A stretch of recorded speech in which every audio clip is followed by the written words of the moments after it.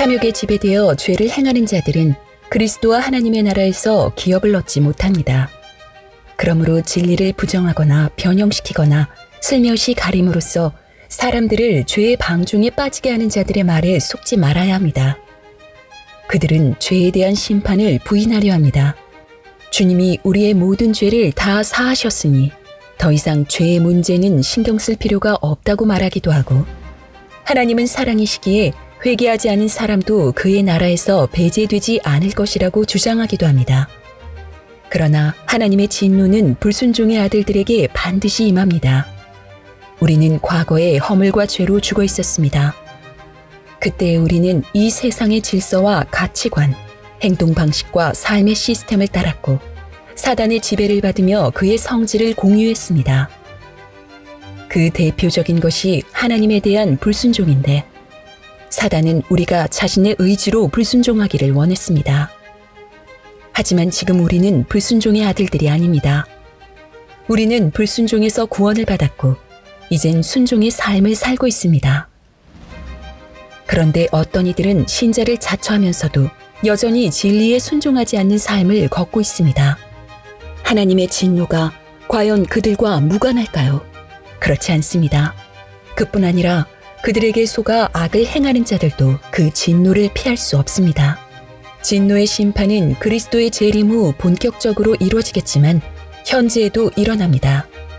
성경은 지옥 형벌 외에도 말세에 이 땅에 펼쳐질 하나님의 진노를 말하고 있고, 노아의 홍수, 소돔과 고모라의 멸망, 바벨론의 포로 생활처럼 불순종의 결과로 나타난 재앙에 대해서도 말하고 있습니다. 그 외에 악행에 대한 즉각적 결과로 나타나는 진노도 있습니다. 이스라엘 백성이 광야에서 모세를 원망하다가 불뱀에 물려 죽기도 했고, 모압 여인들과 사귀며 그들의 신을 섬기다가 전염병으로 24,000여 명이 죽기도 했습니다. 신약시대에도 마찬가지입니다.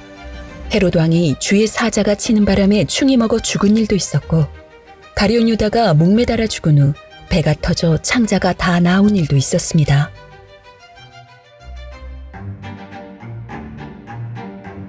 그러므로 환난이 임했을 때 우리는 자신이 진리를 맡고 있는 것은 아닌지 돌아볼 필요가 있습니다.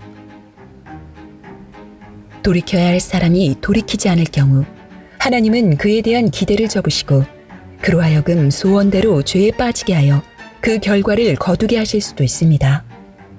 이렇게 보자면 악을 고집하고 계속 범죄하여 타락으로 치닫는 것도 형벌의 한 부분으로 볼 수 있습니다. 이처럼 불의한 자들에 대한 진노의 심판은 이미 시작되었고 지금도 계속되고 있으며 마지막 날에 가서는 그 절정을 이루게 될 것입니다. 불의로 진리를 막는 자들은 홀로 악을 행하는 것이 꺼림칙하기 때문에 사람들을 끌어들여 그 일을 함께하게 합니다. 사람들은 그 일이 옳지 않음을 감지하면서도 다수가 참여한다면 자신도 해볼 만하다고 여깁니다. 어떤 사람은 그들의 행위를 신뢰하지 못하면서도 그들의 말이 이치에 맞다는 이유로 자신을 그들의 속임수에 내어줍니다.